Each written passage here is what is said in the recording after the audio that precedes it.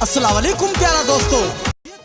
अस्सलाम वालेकुम दोस्तों, मां आहियां खलीली ऐं अॼु अल्हम्दुलिल्लाह इमरान बोज़दार जे निकाह जी तक़रीब आहे, जंहिंमें ख़ुसूसी तौर ते हे असांजा मुर्शिद करीम जन तशरीफ़ फरमा थींदा।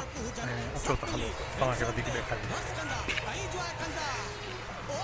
घोट जे भा, घोट जे चाचन, घोट जे मामन, घोट जे माइटन के घोट इमरान अली बोज़दार जी शादी जूं लख लख मुबारक हुजन।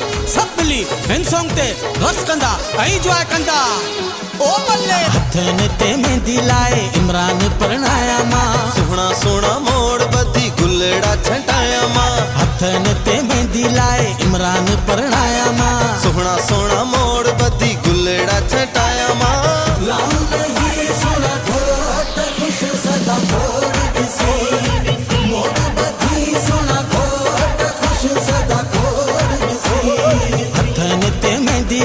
इमरान परणाया मां, सोहना सोहना मोड़ बधी गुल मनता कुर्बान सजन तुझे कदमनता कुर्बान सजन तो सदके मुझी जान सजन तुझे कदमनता कुर्बान सजन तुझे कदमनता।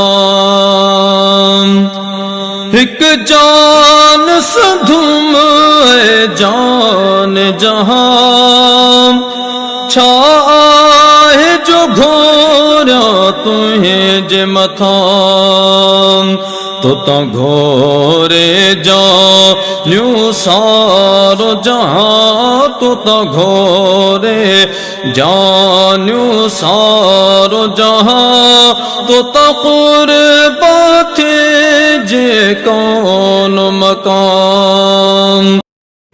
उन्हनि सभिनी जो शुक्रगुज़ार आहियां, उन्हनि जी वॾी महिरबानी जेके असांजे नंढड़े हिन सुनत भरे निकाह जे प्रोग्राम में शामिल थिया आहिनि।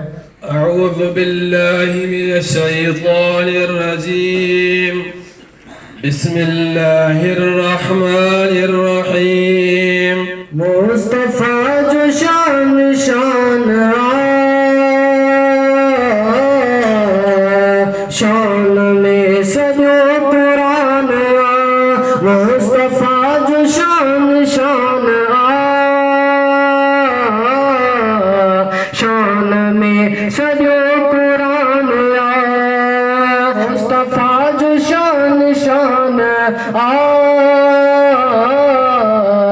शान में सजो कुरान इश्क जो जरा मिली वने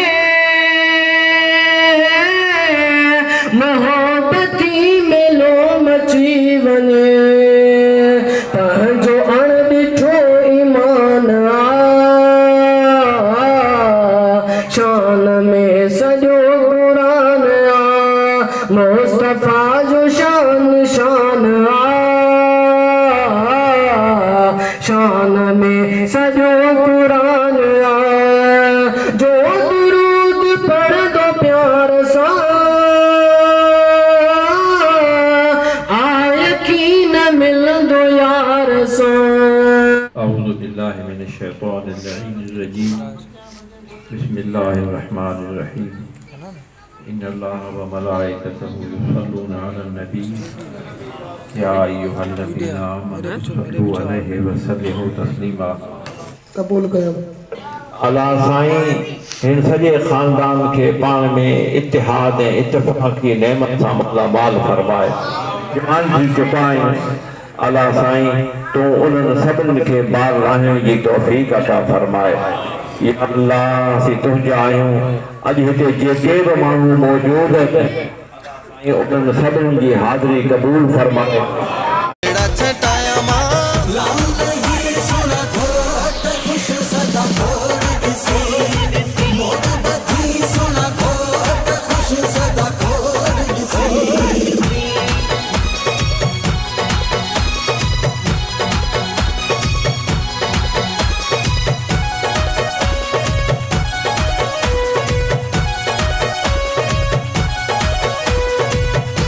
कुर्बान